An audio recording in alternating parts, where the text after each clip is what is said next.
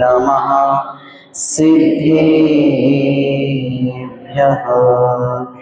तीन भुवन में सार वीतराग विज्ञान का, शिव स्वरूप शिव का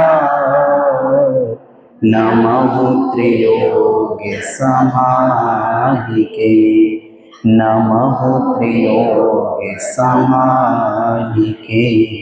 नमः त्रियोग समाहिके।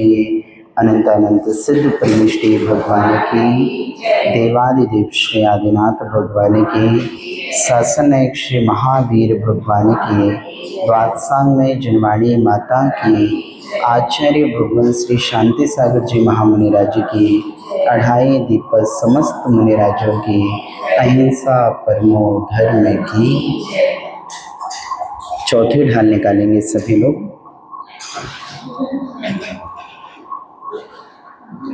आगामी आपका जो एग्ज़ाम होगा इसमें चौथी और पांचवी ढाल दोनों ढालों का एक साथ पेपर हो जाएगा, इसलिए आज हम चौथी ढाल का रिवीजन कर रहे हैं, है ना। आइए पेज नंबर 42 निकाल लीजिए सभी।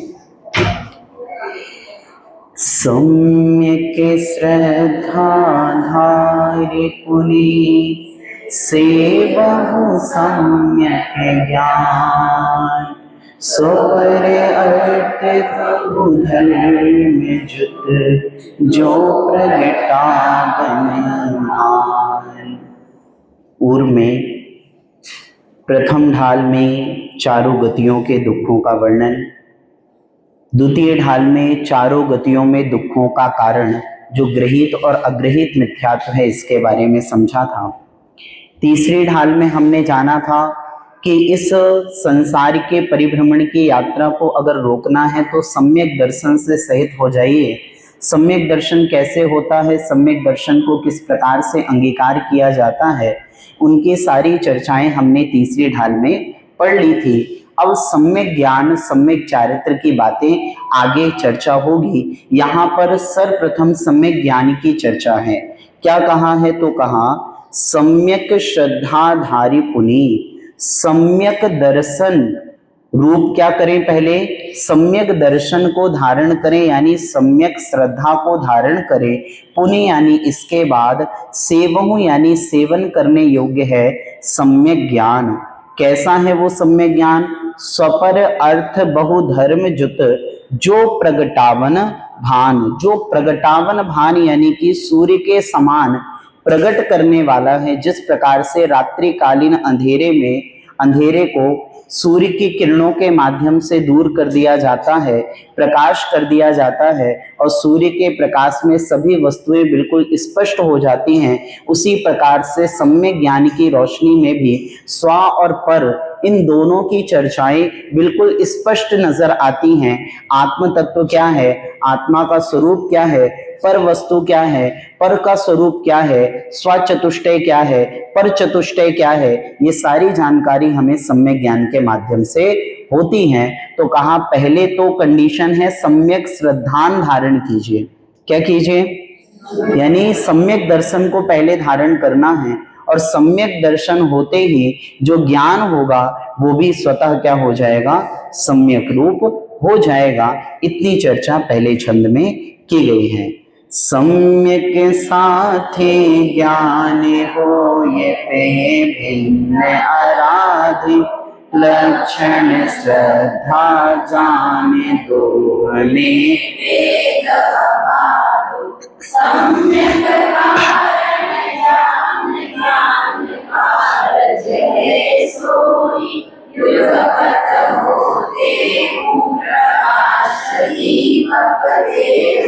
सम्यक सम्यक साथे ज्ञान होए पे भिन्न आराधो, माना कि सम्यक दर्शन के साथ ही ज्ञान होता है, पे भिन्न आराधो फिर भी इनमें आपस में अंतर है।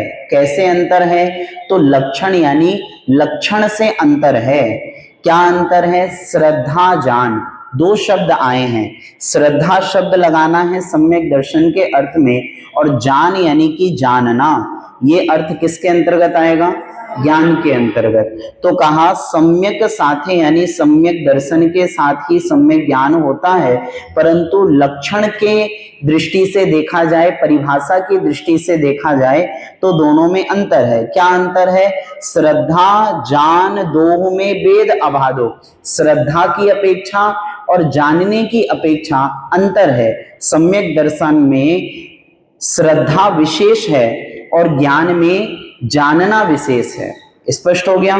तो सम्यक दर्शन का अर्थ होता है सात तत्व को जानना, सात तत्व पर श्रद्धान करना। सम्यक ज्ञान का अर्थ होता है सात तत्वों के स्वरूप को जानना। जानने की चर्चा जहां पर आएगी वो सम्यक ज्ञान का विषय है, और जहां विश्वास की चर्चा होगी, श्रद्धा की चर्चा होगी, वहां पर दर्शन आएगा। सम्यक कारण जान ज्ञान कारज है सोही, यानी कि सम्यक कारण ज्ञान काज कारज है सोई, यानी सम्यक दर्शन सम्यक ज्ञान में कारण कार्य संबंध भी है। क्या संबंध है? सम्यक दर्शन क्या है? कारण है, और कार्य क्या है? सम्यक ज्ञान कारण है। यानी कि बिना श्रद्धान के ज्ञान में समीचीनता आएगी क्या? नहीं आएगी। तो यहां पर कहा सम्यक कारण जान ज्ञान कारज है सोई। ज्ञान तो कारण है, पर उसके पीछे कार्य क्या है? कारण क्या है? कारण है सम्यक दर्शन, और कार्य होने वाला है सम्यक ज्ञान रूप। युगपद होते, होते कैसे हैं दोनों? युगपद यानी एक साथ होते हैं। दीपकते होई, यानी जैसे दीपक और प्रकाश, यानी कि हमने दीपक जलाया, जलाने की क्रिया अलग है, और जलने के बाद उस दीपक ने जो प्रकाश दिया है उसको प्रकाशित करने की क्रिया अलग है। पर दोनों में क्या समय में अंतराल है? क्या नहीं है। दोनों लगभग युगपद होती है। वैसे ही सम्यक दर्शन और सम्यक ज्ञान प्रगटीकरण के रूप में तो एक साथ ही होंगे, पर लक्षण के रूप में दोनों में अंतर है। श्रद्धान और जानने के विषय में अंतर है। एक नॉलेज की बात करता है और एक फेथ की बात करता है। एक विश्वास पर आधारित है और एक ज्ञान पर आधारित है। सम्यक ज्ञान सात तत्वों को विशेष रूप से जानने की बात करता है, सम्यक दर्शन उन सात तत्वों पर विश्वास करने की बात करता है। तो सम्यक दर्शन सम्यक ज्ञान ये होते युगपद हैं, परंतु परिभाषा में अंतर पड़ जाता है। कार्य कारण का संबंध है, यानी कि कारण तो सम्यक दर्शन है और कार्य क्या है? सम्यक ज्ञान है। यानी सम्यक ज्ञान रूप कार्य को होने के लिए सम्यक दर्शन होना अनिवार्य है। बिना सम्यक दर्शन के सम्यक ज्ञान होगा क्या? समझ में आ रही है बात? सम्यक दर्शन पहले होना जरूरी है और उसके बाद ज्ञान होगा। तो क्या ज्ञान बाद में आता है, दर्शन पहले आता है? इसका मतलब तो यही हुआ। यानी हमें जब तक सम्यक ज्ञान नहीं था, तब तक मान लीजिए सम्यक दर्शन नहीं था, तो दर्शन के पहले हमारा जितना ज्ञान था वो कैसा था? कैसा ज्ञान था वो? मिथ्या ज्ञान था। क्यों था? क्योंकि वहां पर सात तत्व के प्रति श्रद्धान समीचीन नहीं था। सात तत्व के नाम भी जानता है वो, स्वरूप भी जानता है, परंतु क्या है? समीचीन विश्वास ना होने पर उसने जो भी जाना है वो सारी जानकारी क्या हो जाएगी? असमीचीन हो जाएगी। समझ में आ रही है बात? परंतु सम्यक दर्शन होने पर वही ज्ञान जो सत्ता में पड़ा हुआ है वो भी समीचीन मान लिया जाएगा। इस प्रकार से सम्यक दर्शन और सम्यक ज्ञान में अंतर जाना। अंतर क्या है? जानने का और श्रद्धान करने का। आइए आगे चलते हैं। तास भेद दो है परोक्ष परितचित न माही, मति श्रुत दो ये परोक्ष अच्छ मन ते उपजाही, अवधि ज्ञान मन पर दो है देश प्रत्यक्षा, द्रव्य क्षेत्र परिमाण जाने जो सम्यक ज्ञान की चर्चा कर कर आए हैं वो सम्यक ज्ञान कितने भेद वाला है? तो कहा तास भेद दो हैं। उस सम्यक ज्ञान के दो भेद हैं। कौन कौन से? परोक्ष परितचित न माही, यानी कि प्रत्यक्ष ज्ञान और परोक्ष ज्ञान के रूप में दो भेद वाला, यानी ज्ञान है।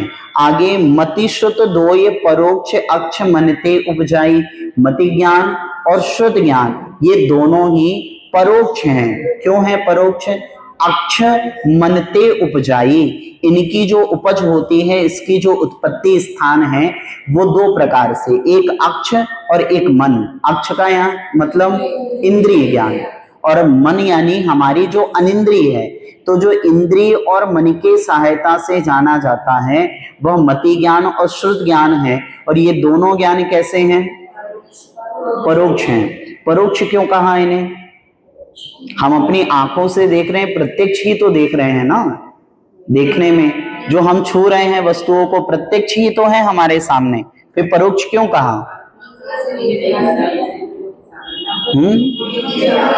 हाँ, जो इंद्रिय सहायता है, जो इंद्रियों की सहायता से होता है उसे तो क्या कहा जाता है? परोक्ष कहा जाता है। क्योंकि इंद्रिय और मन ये भी कर्म की ही उपज है। क्या है? हमें जो इंद्रियां मिली हैं, जो मन वचन काय मिला है, तो ये सब किसके उदय से हैं? कर्म उदय है। तो कर्मों के उदय से जो ज्ञान हो रहा है या कर्मों के सत्ता से जो ज्ञान हो रहा है, कर्मों के माध्यम से जो ज्ञान हो रहा है, क्योंकि कर्म पर है और कर्म का जो फलित रूप में हमें इंद्रियां मिली हैं वे भी पर हैं। तो जो पर है, पर के माध्यम से जितना ज्ञान हो रहा है वो सारा परोक्ष है। और स्वा के माध्यम से जो हो रहा है, स्वा के माध्यम से यानी कि हमारे आत्मा संबंधी जो ज्ञान हो रहा है, आत्म तत्व से ज्ञान हो रहा है, उसे क्या जाना है? प्रत्यक्ष जाना है। तो तास भेद दो, यानी उस सम्यक ज्ञान के दो भेद हैं, परोक्ष ज्ञान और प्रत्यक्ष ज्ञान। मति श्रुत दो ये परोक्ष, मति ज्ञान श्रुत ज्ञान ये दोनों ही परोक्ष ज्ञान है। क्यों है? अक्ष मनते उपजाई, इसका जो उत्पत्ति स्थान है वो इंद्रिय और मन की सहायता से होते हैं। अवधि ज्ञान मन परिचय दो हैं देश प्रत्यक्षा। देश प्रत्यक्ष का अर्थ क्या हुआ?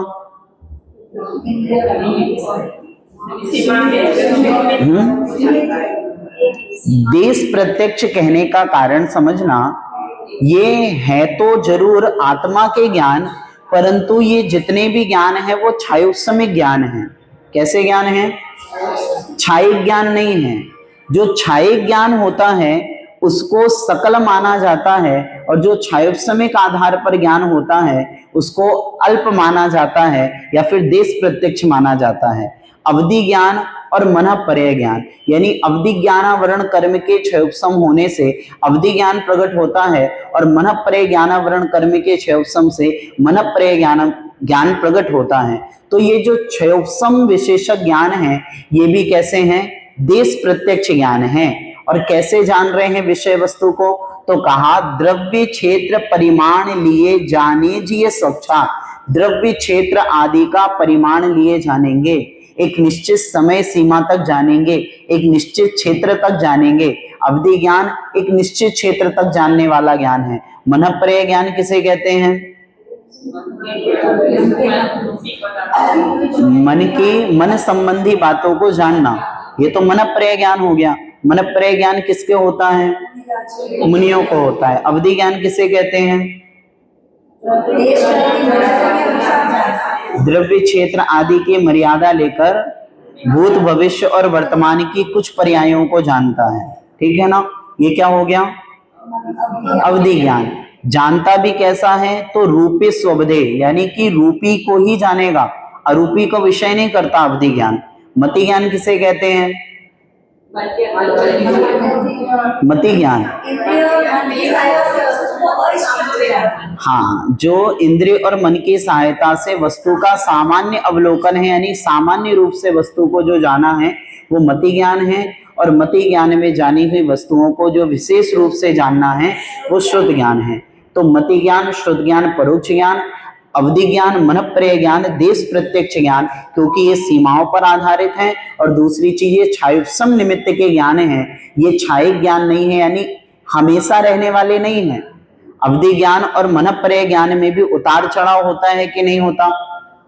ये क्या हमेशा अचल रहने वाले ज्ञान है क्या? नहीं, केवल ज्ञान अचल है, यानी एक बार हो गया तो ये कभी भी कम होने वाला नहीं है। अवधि ज्ञान, मनःप्रय ज्ञान कर्म के माध्यम से है। अगर कर्म का उदय आएगा तो ज्ञान क्या हो जाएगा, कमजोर पड़ जाएगा। स्पष्ट है। तो यहाँ पर हमने 4 ज्ञानों को जाना है।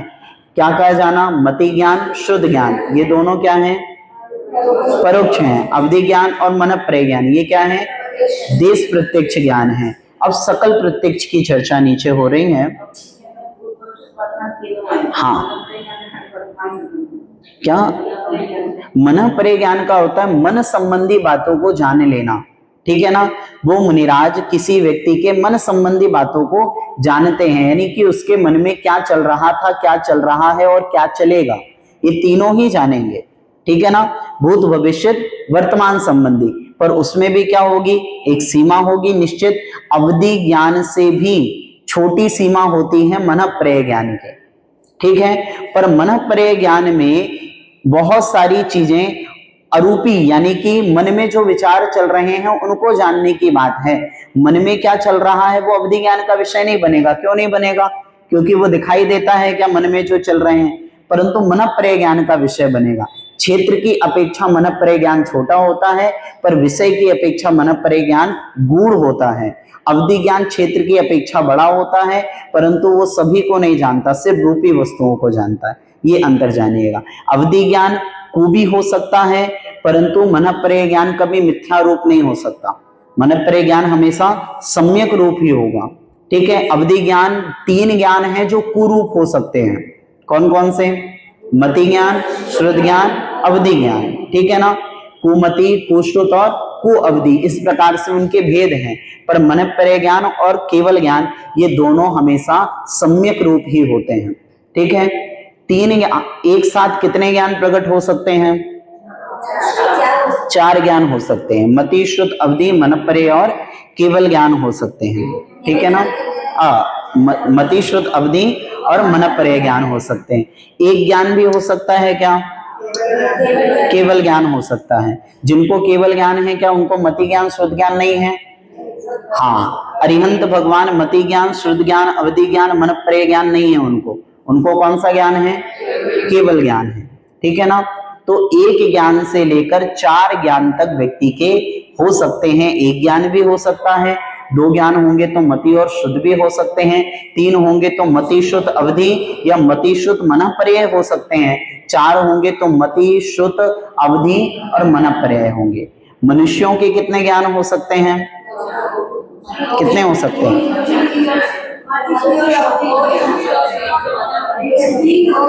मुनि मनुष्यों में नहीं आएंगे, 4 हो सकते हैं। कितने हो सकते हैं, अधिक से अधिक 4 हो सकते हैं। देवों को कितने हो सकते हैं, 3, मति, श्रुत, अवधि। नारकियों को मति, श्रुत और अवधि। त्रियंचों को मति, श्रुत और अवधि, 3 हो सकते हैं। हाँ, अवधि हो सकता है, बिल्कुल हो सकता है, ठीक है ना। तो इस प्रकार से हमने गति संबंधी ज्ञान भी जान लिए, ठीक है। आइए अब सकल प्रत्यक्ष की परिभाषा यहाँ पर दी है। सकल द्रव्य के गुण अनंत पर जाए अनंता, जाने एक काल प्रगट केवली भगवंता, अन समान न आन जगत में सुख को कारण, इह परमामृत जन्म जरा मृत्यु रोग निवारण।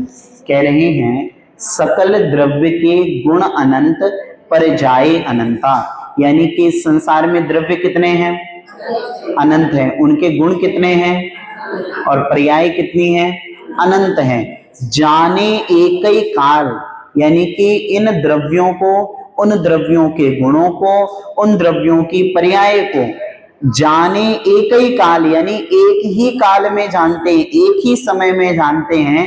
प्रगट केवली भगवंता, जिन्होंने अपने केवल्य ज्ञान को प्रकट कर लिया है, ऐसे केवल्य ज्ञानी जीव अनंत द्रव्य, उन अनंत द्रव्यों के अनंत गुण और उनके अनंत पर्यायों को क्या करते हैं, एक साथ जानते हैं। भूत भविष्यत वर्तमान संबंधी त्रिकाल में जितनी भी घटनाएं घट रही हैं, द्रव्य के साथ उन सभी घटनाओं को एक साथ ही उनके ज्ञान में और दर्शन का विषय बन जाता है। किसके ज्ञान दर्शन का विषय बनता है?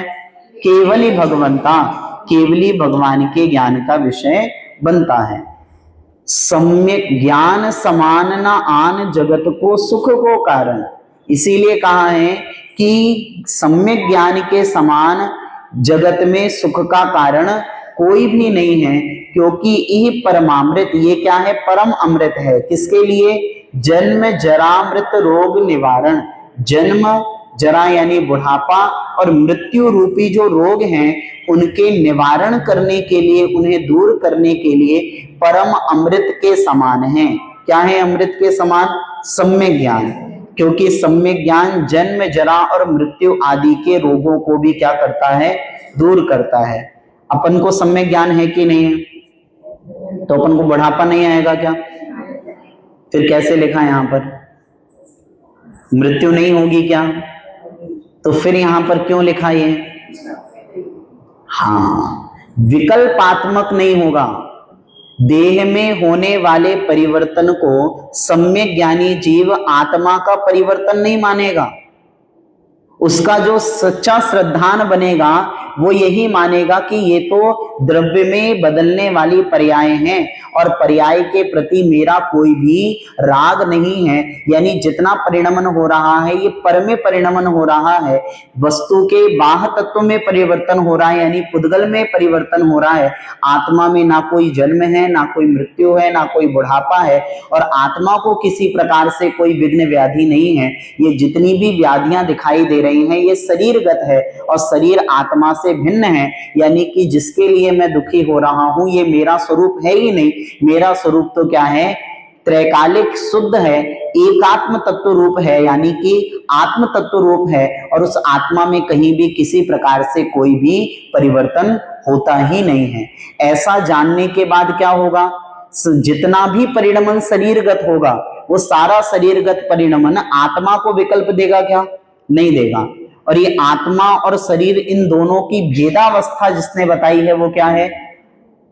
वो क्या है? चालू है? चलो ठीक है। उसकी भेदावस्था बताने वाला कौन है? ज्ञान है। सम्यक ज्ञान नहीं होता तो आत्मा और शरीर इन दोनों को अलग अलग करने वाला कोई था क्या? हमें बतलाने वाला कौन है? ये ज्ञान है। और इस समीचीन ज्ञान के माध्यम से अब हमें क्या नहीं है? शरीर संबंधी किसी भी प्रकार के परिणमन में कोई विकल्प नहीं है। क्यों नहीं है विकल्प? क्योंकि सम्यक ज्ञान के माध्यम से हमारा विकल्प क्या हो गया? दूर हो गया। जब तक सम्यक ज्ञान नहीं था तब तक तो विकल्प था, जब सम्यक ज्ञान हुआ तो विकल्प दूर हो गए। यानी हमारी आत्मा में विकल्प ही दुख का कारण है और इन दुख रूपी विकल्पों को दूर करने का कार्य करता है सम्यक ज्ञान। इसीलिए उन्होंने कहा ज्ञान समान न आन जगत में सुख को कारण। क्यों कहा सुख? क्योंकि विकल्प सबसे बड़े दुख हैं। उन विकल्पों के जंजाल से अगर कोई दूर करने वाला है तो वो सम्यक ज्ञान है। सम्यक ज्ञान के माध्यम से हम अपने विकल्पों से दूर हो सकते हैं। स्पष्ट हो गई चर्चा? सबसे पहले सम्यक ज्ञान के बारे में बताया, सम्यक ज्ञान क्या होता है, सम्यक ज्ञान के भेद किए, कौन कौन से? प्रत्यक्ष और परोक्ष भेद किए।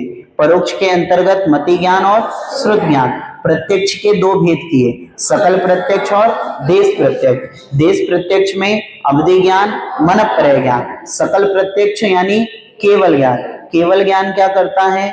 सभी द्रव्यों की गुण और पर्यायों को एक साथ एक ही काल में जानने वाला है। ठीक है, ऐसा जो ज्ञान है वह समीचीन ज्ञान हमारे विकल्पों को दूर करता है, यानी कि हमारे जन्म जरा और मृत्यु आदि विकल्पों से हमें दूर करके हमारे अंदर सुख की उत्पत्ति करने वाला होता है। स्पष्ट हुआ? कोटि जन्म तप तपे ज्ञान बिन कर्म झरे जे, ज्ञानी के छिन्न माहि प्रभुपति सहस करे थे।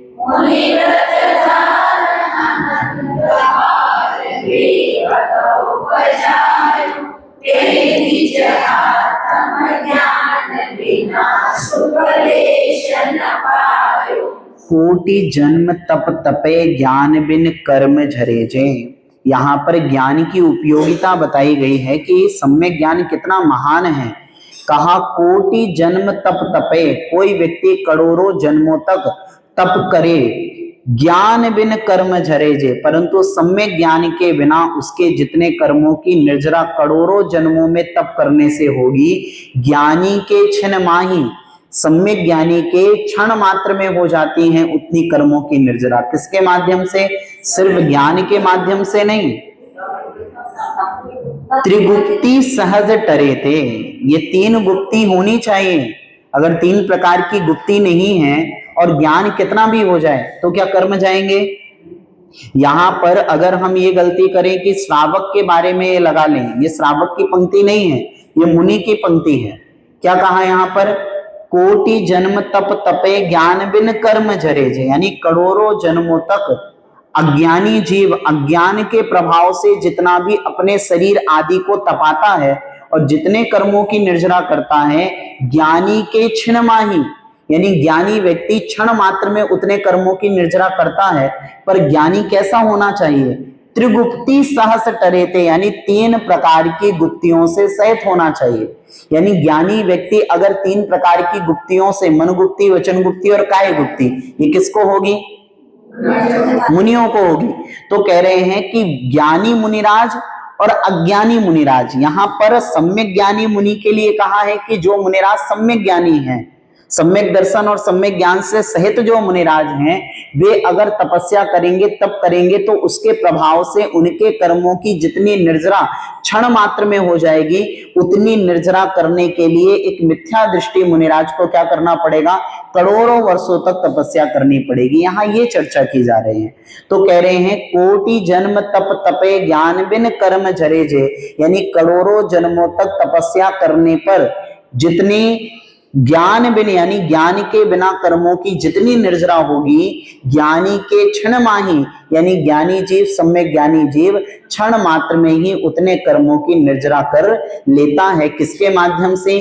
ज्ञान। कैसा ज्ञान? तीन गुप्ती रूप ज्ञान, ठीक है, मन गुप्ती, वचन गुप्ती और काय गुप्ती के माध्यम से समीचीन ज्ञान जब मिलता है तो क्षण मात्र में ही उतने कर्मों की निर्जरा हो जाती है। मुनिव्रत धार अनंत बार ग्रैविक उपजायो, मिथ्यात्व के प्रभाव से, असमीचीन ज्ञान के प्रभाव से मुनिव्रत तो धारण कर लिया और क्या किया? अनंत बार ग्रैविक उपजायो, अभव्य मिथ्या दृष्टि जीव। किसकी चर्चा है यहाँ पर? जिसमें भवितव्यता नहीं है, ऐसा जो सम्यक दर्शन के बिना, सम्यक ज्ञान के बिना केवल चारित्र को अंगीकार किया है, उस चारित्र को अंगीकार करने के बल पर वो ग्रैविक तक तो जाता है। कहां तक जाता है? ग्रैविक तक तो जाएगा।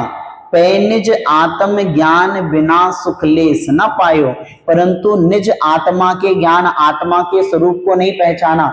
मैं कौन हूं, कहां से आया हूं, मेरी आत्मा का लक्ष्य क्या है, आत्म कल्याण क्या है, इसके बारे में अगर नहीं जाना, इसके बारे में श्रद्धा नहीं बनाया, आत्म तत्व का श्रद्धा नहीं बनाया, तो क्या होगा? कहा सुख लेस ना पायो, आत्मा संबंधी सुख किंचित भी मिलने वाले नहीं हैं। देहिक सुख तो मिल सकते हैं, सांसारिक सुख तो मिल सकते हैं, भोग की सामग्री तो मिल सकती है, परंतु क्या होगा? आत्मा का सुख किंचित भी मिलने वाला नहीं है। किसके अभाव में? सम्यक ज्ञान के अभाव में। तो सम्यक ज्ञान की महिमा बताई है कि अगर कोई जीव करोड़ों जन्मों तक तपस्या कर रहा है परंतु क्या नहीं है? सम्यक ज्ञान नहीं है, तो उसके जितने कर्मों की निर्जरा होगी उससे अधिक कर्मों की निर्जरा तो क्षण मात्र में सम्यक ज्ञानी मुनिराज कर लेते हैं गुप्ती आदि की सहायता से। तो कहा कि मुनिव्रत धार अनंत बार ग्रैविक उपजायो, कोई अभव्य जीव, कोई असमीचीन ज्ञान वाला मुनिराज, भोग के ध्यान में लगा हुआ मुनिराज, ख्याति लाभ पूजा आदि की चाह में फंसे हुए जो संयमी जीव हैं, कहने के लिए तो मूल गुणों का पालन हो रहा है पर अंतरंग में गुण स्थान तो पहला ही है। कौन सा है? पहला ही गुण स्थान है। तो जब परिणामों में विशुद्धि नहीं आई, कसायों में मंदता नहीं आई, इसके कारण क्या हुआ, वो ग्रैविक तक तो गए पर उससे भोगों की सामग्री मिल गई पर आत्मा का सुख किंचित भी नहीं मिला। तो कहा पैनिज ज्ञान आत्म ज्ञान बिना सुख लेस न पायो, यानी कि आत्मा के सच्चे स्वरूप के बारे में नहीं जाना, इसीलिए इतना सारा तप करने के बावजूद भी उसका पूरा फल नहीं मिला। क्या मिला, सिर्फ भोग की सामग्री मिली, मोक्ष नहीं मिला, आत्म कल्याण नहीं हुआ। स्पष्ट है? आइए, ताते जिने बर कथित तत्व अभ्यास करीजे, संशय विभ्रम मोह त्याग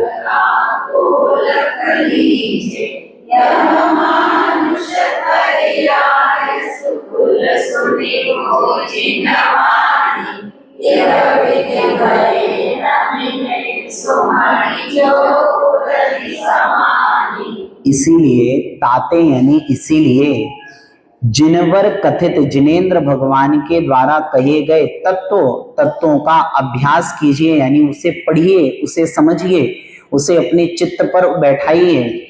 संशय विभ्रम मोह त्याग, कैसे बैठाना है, कैसे अध्ययन करना है, कैसे सम्यक ज्ञान लेना है, तो कहा संशय विभ्रम और मोह यानी अनध्यवसाय को त्याग करके। क्या क्या होता है, सबसे पहले संशय। संशय का अर्थ क्या हुआ,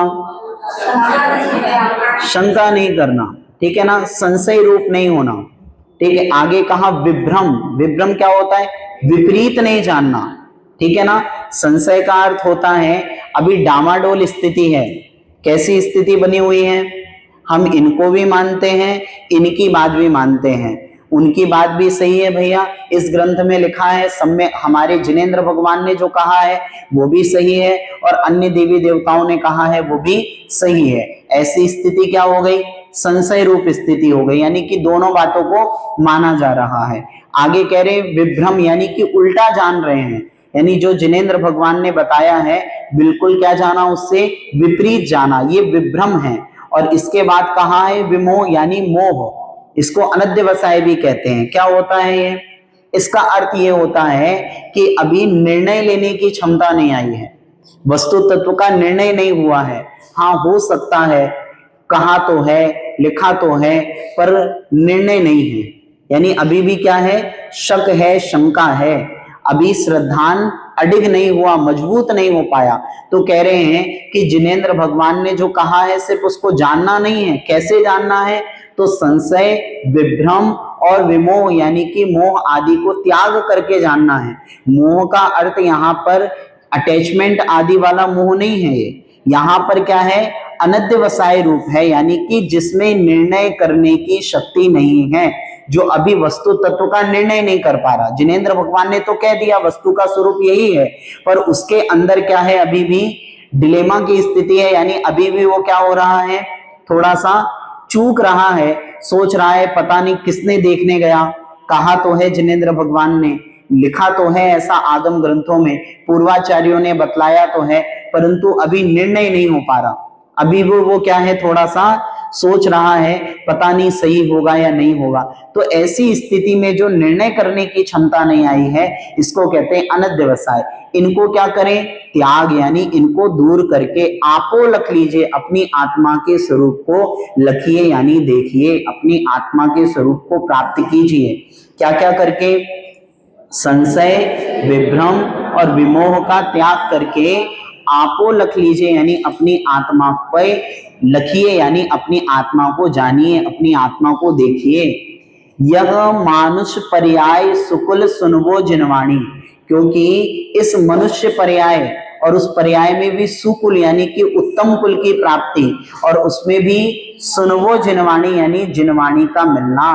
यह विधि गए, ये जो मिली हुई है दुर्लभताएं, सबसे दुर्लभ क्या मिला, इस पंचम काल में मनुष्य पर्याय मिल गए, उसमें भी क्या मिला, अच्छा कुल मिल गया, और उसमें महादुर्लभ क्या है, जिनवाणी मिल गई, और जिनवाणी पढ़ने का सौभाग्य मिल गया।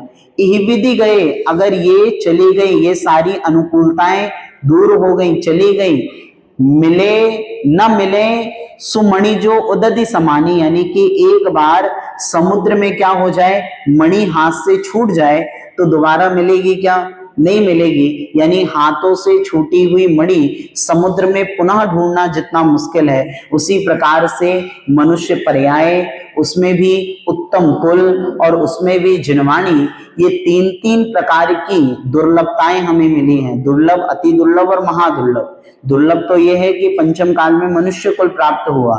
अति दुर्लभ है कि उत्तम कुल में प्राप्त हो गए, यानी कि ऐसे स्थान पर जन्म लिया जहां पर हमें देव शास्त्र गुरु मिल गए, और उसमें भी क्या मिल जाए, जिनवाणी सुनने को मिल जाए, ये है महादुर्लभ। अगर इतनी दुर्लभताओं के मिलने पर भी उसकी अगर अहमियत नहीं की जाएगी तो विधि गए न मिले, यानी एक बार अगर इनको हमने विसार दिया तो न मिले मणि जो उदधि समानी, यानी कि उदधि यानी एक बार समुद्र में अगर मणि हाथ से छूट जाए तो पुनः उसको प्राप्त करना अत्यधिक कठिन है। उसी प्रकार से ऐसी दुर्लभताओं को पुनः एक साथ प्राप्त करना बहुत दुर्लभ है। मान लीजिए मनुष्य कुल मिल जाए तो क्या ना मिले, उत्तम कुल ना मिले, और उत्तम कुल भी मिल जाए तो जिनवाणी ना मिले। तो एक साथ इतनी दुर्लभताएं जो प्राप्त की हैं वो पुनः प्राप्त करना बड़ा मुश्किल है। इसीलिए अभी जो मिला है क्या कर लो, इसको अभी जिनवाणी को सुन लो और इसके माध्यम से अपनी आत्मा को लखो, यानी अपनी आत्मा के स्वरूप को देखो। पर के लिए सम्यक ज्ञान का उपयोग मत करो। यहाँ पर क्या कहा, संशय विभ्रम मोह त्याग आपो लख लीजिए। इस सम्यक ज्ञान के माध्यम से पर को नहीं जानना है, किसको जानना है, आपो लख लीजिए। अपने आप को देखिए, अपने स्वरूप को जानिए, मैं कौन हूं, कहां से आया हूं, क्या मेरा स्वभाव है, क्या मेरा स्वरूप है, मैं किस लक्ष्य को मुझे प्राप्त करना है। ये सारी चर्चाएं हमें किससे मिलेंगी, सम्यक ज्ञान के आधार पर मिलेंगी। आगे चलें। धन्य समाज गज बाज राज को काज न आवे,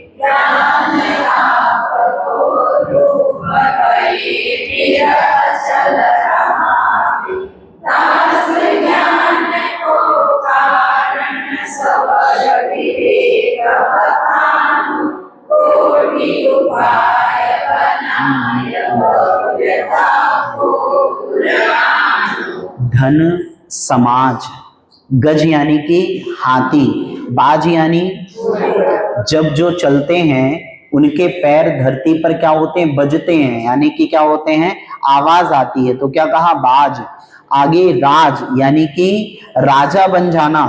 आगे कह रहे हैं काज ना आवे, ये सारी चीजें क्या नहीं आने वाले हैं, काम आने वाली नहीं है। जब मरण हो रहा होगा तो इसमें ना धन काम आएगा, ना कुटुंबी काम आएंगे, ना जो हाथी है, घोड़ों की जो सेना है वो भी काम नहीं आएगी, और स्वयं जो राजत्व है यानी जो पद पर बैठे हुए हो वो पद भी काम में आने वाला नहीं है।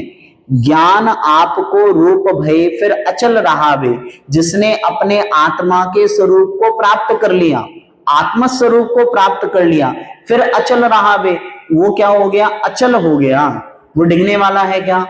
एक बार जिसने धन को प्राप्त नहीं किया, समाज को प्राप्त नहीं किया, गजराज प्राप्त नहीं किए, और जो भी प्राप्त था सब कुछ छोड़ भी दिया, परंतु आत्मा के स्वरूप को प्राप्त कर लिया, तो क्या उसको कोई प्राप्त करने के लिए कुछ शेष रह गया क्या, कुछ नहीं रहा।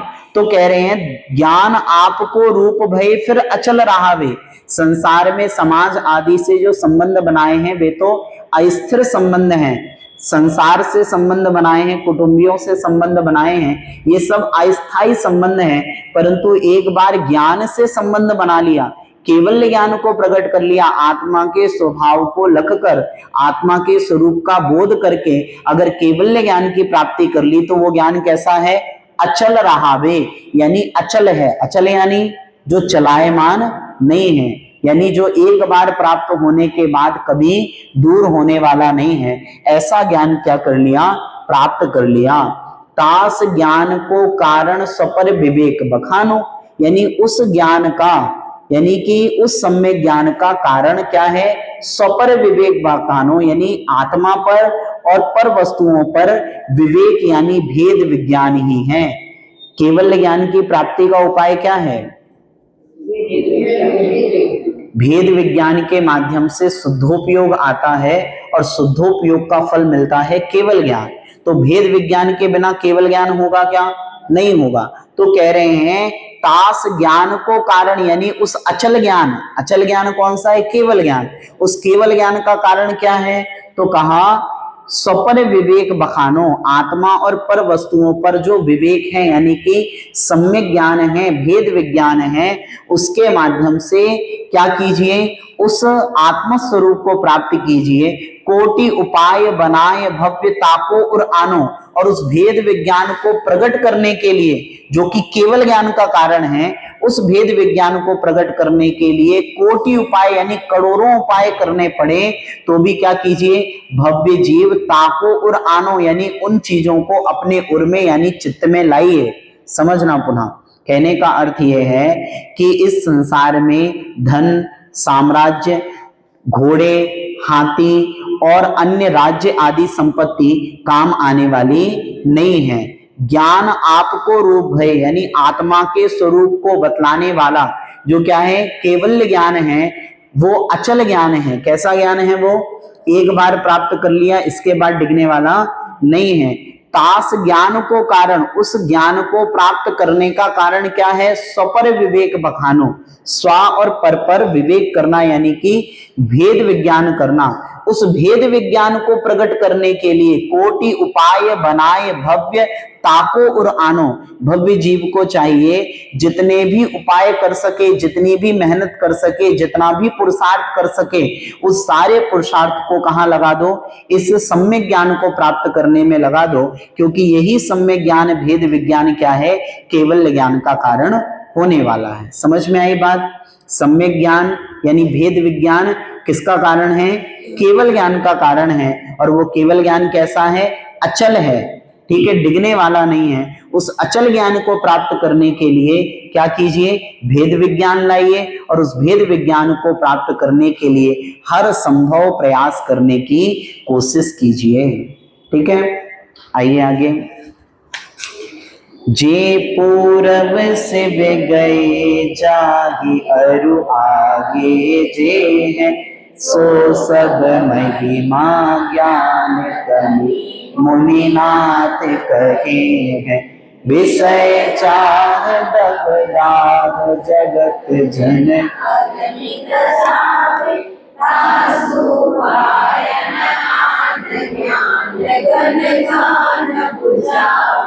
सम्यक ज्ञान की महिमा को आगे विस्तृत करते हुए कह रहे हैं, जे पूरब शिव गए, जो पूर्व में शिव यानी मोक्ष को गए हैं, जाही यानी जाने वाले हैं, जा रहे हैं, और आगे जे हैं यानी कि आगे जाएंगे, सो सब महिमा ज्ञान तनी, ये सब किसकी महिमा है?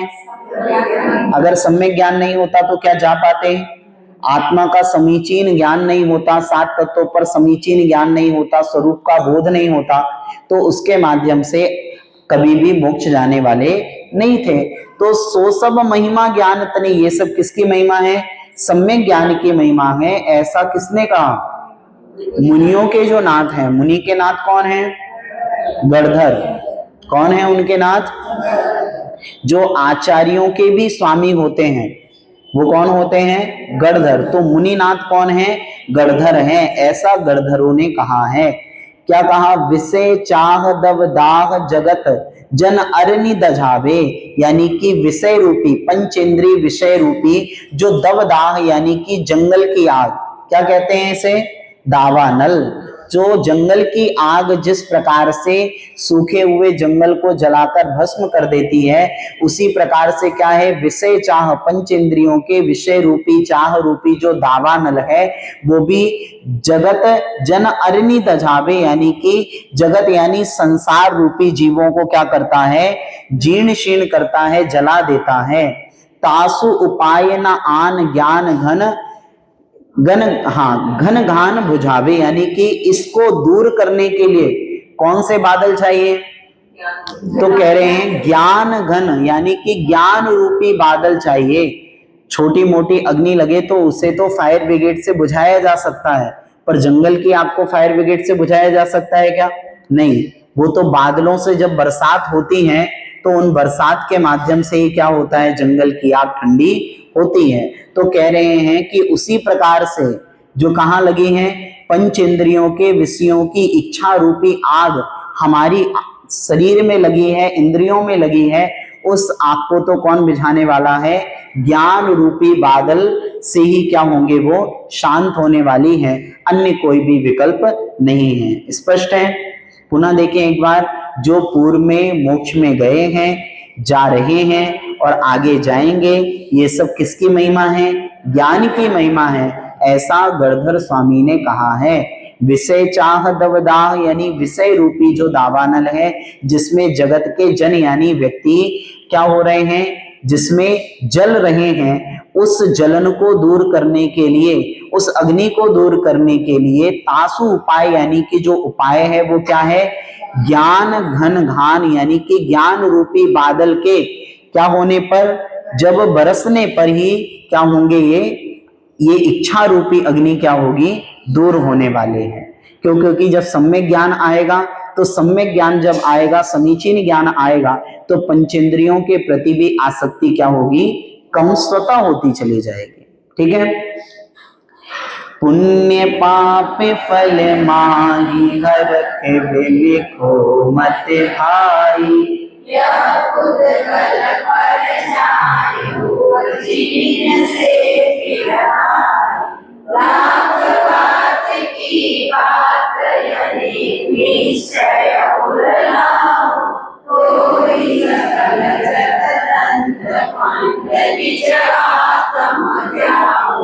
कह रहे हैं कि पुण्य पाप फल माही अरक बिलखो मत भाई। पुण्य के समय में हरख यानी कि बहुत अधिक हर्षित मत हो जाना, हर्ष मत मनाना। और कह रहे हैं पाप फल माही यानी पाप के फलों में बिलखना नहीं, रोना नहीं, पीड़ित नहीं होना, दुखी नहीं होना, आताप नहीं करना, क्रंदन नहीं करना। यह पुद्गल पर जाए, ये सब किसके पर्याय हैं, पुण्य के वशीभूत होकर सुख के संसाधन का मिलना या पाप के वशीभूत होकर दुखों के संसाधन का मिलना, ये सब किसके रूप में है, ये सब पुद्गल की ही पर्याय हैं। यह पुद्गल पर जाए यानी कि ये सब पुद्गल की पर्याय है। उपजी विन से फिर थाई यानी कि जो उपज रही है, विनाश को प्राप्त हो रही है, किसकी पर्याय है, पुद्गल की ही पर्याय है। लाख बात की बात यही निश्चय और लायो। लाख बात की बात क्या है, एक सबसे सच्ची बात तो यही है कि भैया पुद्गल में जो परिणमन हो रहा है उसको आत्मा का परिणमन ना समझो। पुद्गल में जो वस्तु उत्पन्न हो रही है और जो पुरानी वस्तु का व्यय हो रहा है, वो उत्पाद और व्यय ये तुम्हारी आत्मा का नहीं है, किसका है, पुद्गल का है। तो पुद्गल के परिवर्तन में आत्मा को बिलखने की, रोने की, हर्ष करने की या विषाद करने की आवश्यकता नहीं है। लाख बात की बात यही निश्चय और लायो यानी लाख बात की यही बात एक है कि आत्मा अलग है, शरीर अलग है। आत्मा में होने वाला परिणमन देह का परिणमन नहीं है और देह में होने वाला परिणमन आत्मा का नहीं है। तो देह संबंधी जो भी व्यवस्थाएं हो रही हैं, उन व्यवस्थाओं में आत्मा का कोई लेना देना नहीं है। इसीलिए यह पुद्गल पर जाए यानी कि इसके उपजने पर और इसके नष्ट होने पर किसी प्रकार का शोक आदि नहीं करना। तोरी सकल जग दंड फंद निज आत्म ध्याओ। और क्या कीजिए, समस्त प्रकार के दंड फंद यानी कि जितने भी बंधन हैं उनको तोड़कर किसे ध्याइए, नित यानी हमेशा अपनी आत्मा के निकट आइए, अपनी आत्मा के पास बैठिए और ध्यान का विषय भी अपनी आत्मा को बनाइए। पुण्य पाप आदि से दूर होकर अपनी आत्मा को ही क्या बनाइए, विषय बनाइए, जिसके माध्यम से पर वस्तु संबंधी कोई भी विकल्प हमें घेरेगा नहीं, हमें परेशान नहीं करेगा। स्पष्ट हुआ? क्या कहा यहाँ पर? सम्यक ज्ञानी को कह रहे हैं कि हे सम्यक ज्ञानी जी, आपको चाहिए कि समीचीन ज्ञान के माध्यम से पुद्गल के परिणमन को आत्मा का परिणमन ना समझा जाए। इसीलिए पुद्गल संबंधी जो भी उत्पाद और व्यय की जो भी पर्याय हैं, जो भी व्यवस्थाएं हैं, उसमें आत्मा को दुखी नहीं होना है। समझ में आ रही है बात? जो सम्यक ज्ञानी हो चुका है, जिसको वास्तविक ज्ञान हो गया है, वो पुद्गल के परिणमन में आत्मा को दुखी करेगा क्या? आत्मा को दुखी कौन करेगा? जिसको पुद्गल और जीव तत्व में अभी अभेद, जिस भेद तत्व की स्थिति नहीं बनी है, जिसने भेद विज्ञान नहीं किया है, वो भेद विज्ञान ना करने के कारण पर वस्तुओं के परिणमन को आत्मा का परिणमन मानता है। जो भेद विज्ञान कर चुका है वो पर वस्तु के परिणमन को आत्मा का परिणमन नहीं मानता, यानी पर वस्तु में हो रहे उत्पाद और व्यय भी आत्मा के नहीं है। और जब मेरी आत्मा का कोई परिणमन ही नहीं है तो फिर मैं क्यों रोऊं, क्यों विषाद करूं? तो ये सारी चर्चाएं किसके अंतर्गत हैं? सम्यक ज्ञान के अंतर्गत है कि सम्यक ज्ञानी जीव जो होता है वो ना पुण्य के समय में हर्षित होता है और ना ही पाप के समय में दुखी होता है, कोई भी दुख से नहीं होता। स्पष्ट हुआ? आगे चलेंगे। अब यहां तक जो चर्चा थी वो सम्यक ज्ञान संबंधी चर्चा थी। तो हमने सम्यक ज्ञान की महिमा भी देख ली कि सम्यक ज्ञान की महिमा क्या है, उससे केवल ज्ञान आदि की प्राप्ति होती है। सम्यक ज्ञान किसे कहते हैं ये भी जान लिया। सम्यक ज्ञान और सम्यक दर्शन में क्या अंतर होता है ये भी जान लिया। और सम्यक ज्ञान के भेदों को भी जान लिया, उनकी परिभाषाएं भी जान ली, और कौन से जीव को यानी किस गति में कौन सा ज्ञान होता है ये भी जान लिया। इतना स्पष्ट हो गया। अब आगे चलते हैं, देखेंगे। सम्यक ज्ञानी हो ये बहुरी तृण चारित लीजे, एक देश सकल देश तसुभेद कहीजे, प्रसहिंसा को त्याग वृथा थावर न संहारे, पर्वत भार कठोर नित्य नहीं भयन उचारे। सम्यक ज्ञानी होए, यानी अब सम्यक ज्ञान को जान लिया तो सम्यक ज्ञानी होने पर बहुरी यानी क्या कीजिए, इसके बाद दृढ़ यानी मजबूत चारित्र को ग्रहण कीजिए। आपने अपना सम्यक दर्शन, सम्यक ज्ञान, इन दोनों को मजबूत बनाया। तीसरी ढाल पढ़ के हमने सम्यक दर्शन को मजबूत किया। चौथी ढाल के प्रारंभिक 8 छंदों को पढ़ के हमने सम्यक ज्ञान को मजबूत किया। अब कह रहे हैं कि इस सम्यक दर्शन, सम्यक ज्ञान जो मजबूती से पालन कर रहे हो, अब वैसा ही दृढ़ चारित्र लीजिए, यानी कि मजबूत स्थिर चारित्र को ग्रहण कीजिए। ठीक है। एक देश अरु सकल देश तसु भेद कहीजे, उस सम्यक चारित्र के 2 भेद हैं, एक देश और सकल देश। ठीक है ना। त्रस हिंसा को त्याग वृथा थावर न संहारे, यानी त्रस जीवों की हिंसा का जो सर्वथा त्यागी है, और वृथा यानी व्यर्थ में, थावर न संहारे यानी स्थावर जीवों का हनन नहीं करता, उनको किसी प्रकार से व्याघात नहीं पहुंचाता। पर और पर्वतकार कठोर निंद नहीं भयन उचारे, यानी कि पर व्यक्ति को कड़वे लगने वाले, उस सामने वाले को मर्म भेदी लगने वाले वचनों को भी नहीं बोलता। तो तीसरी पंक्ति में तो कहा है अहिंसाणुव्रत की परिभाषा। अहिंसाणुव्रत क्या है? त्रस जीवों का घात नहीं करता, यानी त्रस जीवों की हिंसा का त्याग हो गया, और स्थावर को भी व्यर्थ में उनका व्याघात नहीं करेगा। तो ये जो है व्रत, इसको कहेंगे क्या? अहिंसाणु व्रत। कौन सा व्रत? अहिंसाणु व्रत। अगर ये महाव्रत रूप में होता तो क्या होता? त्रस और स्थावर का दोनों का त्याग होता। यहाँ पर अणुव्रत है, इसीलिए कह रहे हैं कि त्रस जीवों का तो पूर्णता त्याग हो गया और स्थावर को भी व्यर्थ में घात नहीं करेगा। आगे पर्वतकार कठोर निंद नहीं भयन उचारे, यानी पर व्यक्ति को मर्म भेदी, दुखी करने वाले, निंदित करने वाले अपशब्द, कुशब्द आदियों को भी अपने मुख से नहीं वयन उचारे, यानी कि अपने मुख से उच्चारण नहीं करेगा। स्पष्ट हो गया? इसको क्या बोलेंगे? सत्यानुव्रत। क्या है ये?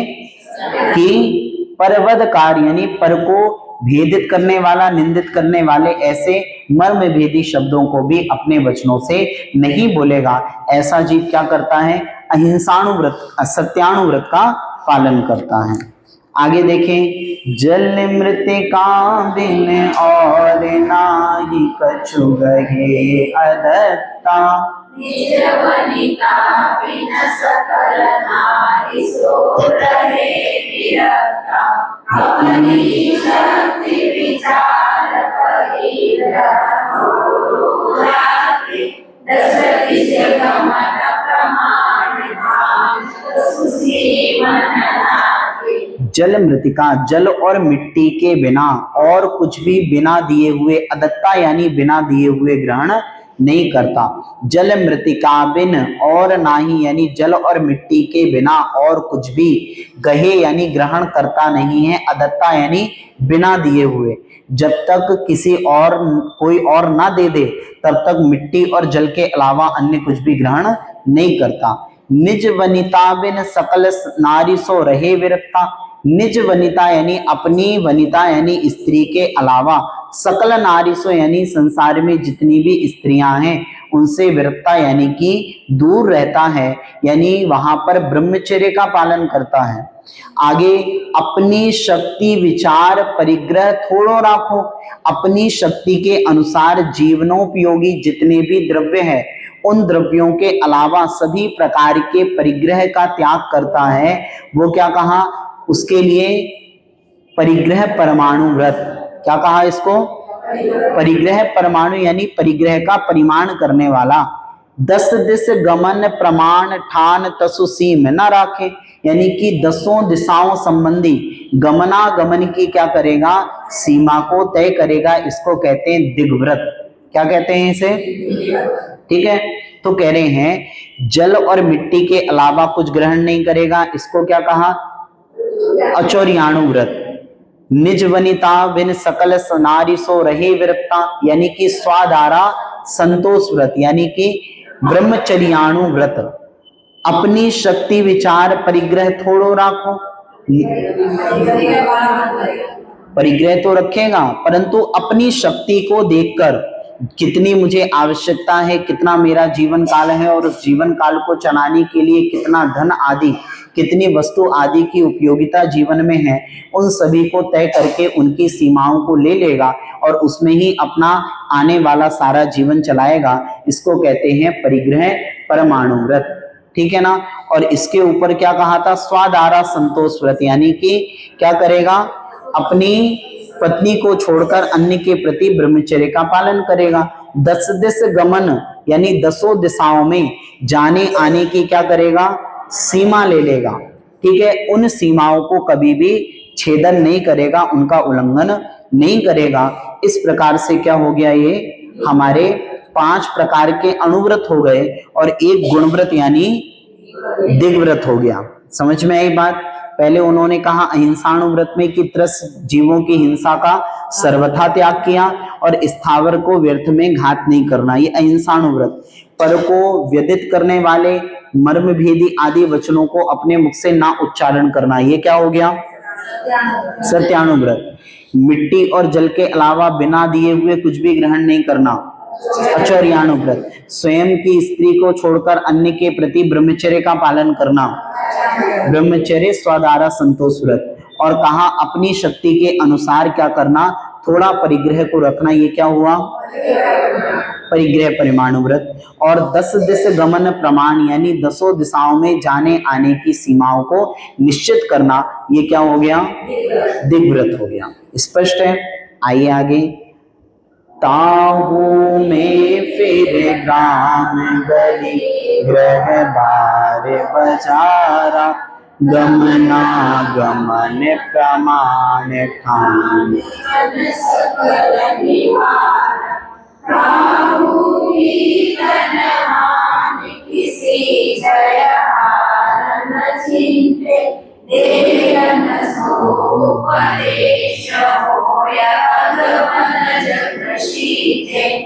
ताहू में फिर ग्राम गली ग्रह बार बजारा, यानी कि अब कह रहे हैं कि अब ताहू यानी कि जो हमने प्रसिद्ध है संसार में, यानी कि दिग्व्रत ऊपर लिया था, कैसे लेना है, उसकी क्या मर्यादा है? तो कह रहे ग्राम गली ग्रह बाग बजारा, यानी कि इन सब की सीमा लेते हुए गमना गमन प्रमाण जाने और आने का क्या करना? परिमाण करना। ठान अन सकल निवारा, यानी कि इसको करके सकल निवारा यानी अन्य सभी स्थानों पे जाने का त्याग कर देना। कैसे करना?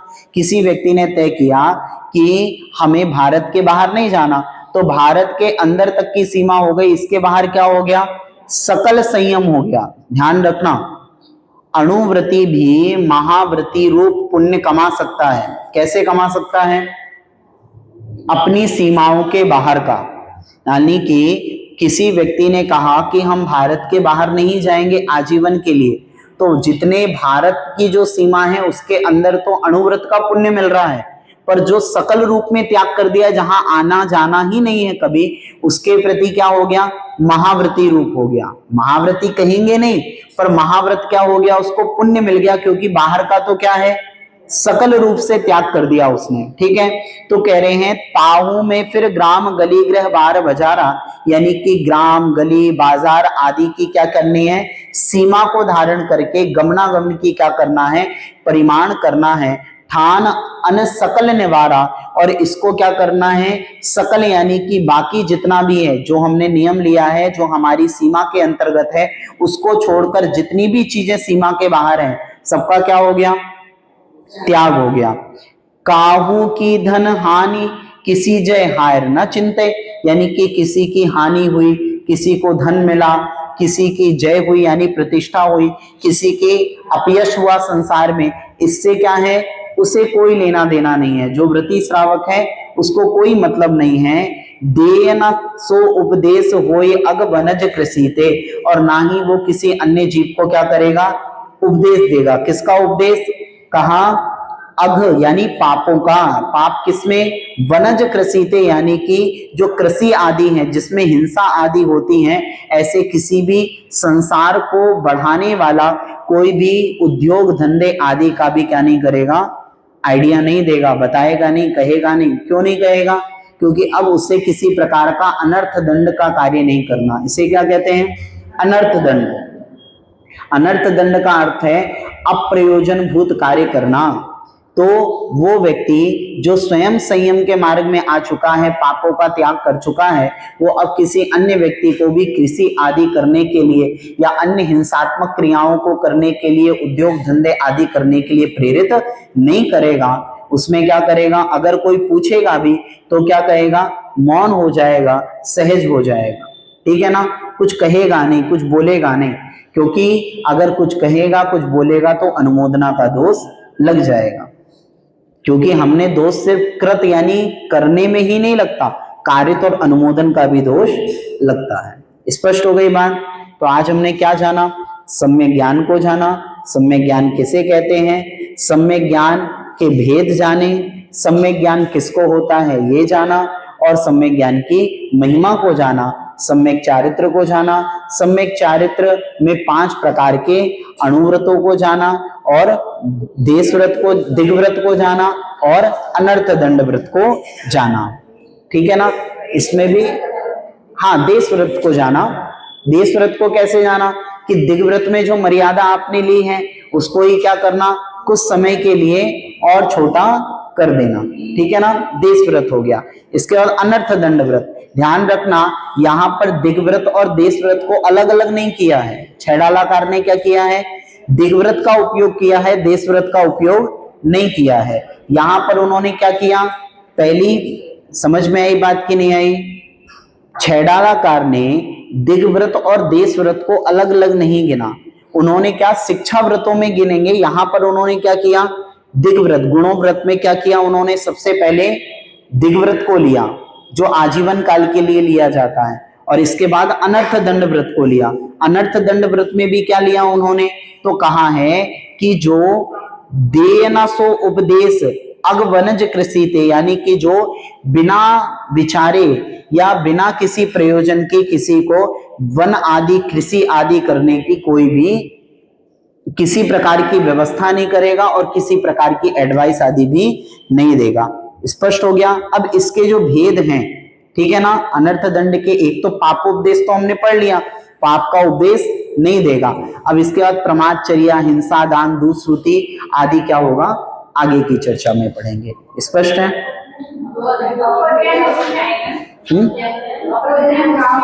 काहू की धन हानि, हाँ अपध्यान, काहू की धन हानि किसी जय हार न चिंते, यानी कि किसी को हानि हुई है किसी को लाभ हुआ है ऐसा ध्यान भी वो नहीं करेगा, क्योंकि क्या उसके प्रयोजन भूत है ये ध्यान, नहीं, अपध्यान भी नहीं करेगा और पापोपदेश भी नहीं देगा। तो दो प्रकार के क्या हो गए यहाँ पर अनर्थ दंड हो गए।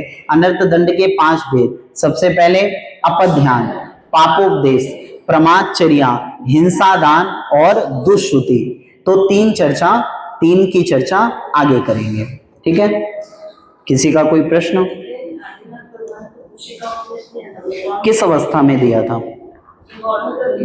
समझिए यहां पर किसके लिए कहा है, वो राजा थे, राजा का कार्य ही क्या है, राजा का कार्य है अपने राज्य को चलाना, प्रजा को चलाना, उस अपेक्षा से उन्होंने किया था। ध्यान रखना, जो तीर्थंकर होते हैं बचपन से ही अणुव्रत का पालन करते हैं, 8 वर्ष अंतर मुहूर्त से क्या हो जाते हैं, वो अणुव्रती हो जाते हैं। तो अणुव्रतों में अभी उन्होंने अणुव्रत के नाम पर आरंभ का त्याग नहीं किया है। किसका त्याग नहीं हुआ है? आरंभ आदि का त्याग नहीं हुआ है, यानी अभी वो अपने राज्य के लिए राजा के रूप में है। तो राजा का काम क्या है? अपनी प्रजा को सही मार्ग में लगाना।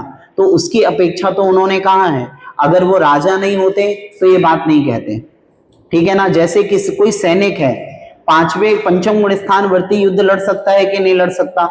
अगर क्षत्रिय होगा तो अपने हाथों में तलवार रख सकता है, युद्ध लड़ सकता है, पर कहां करेगा?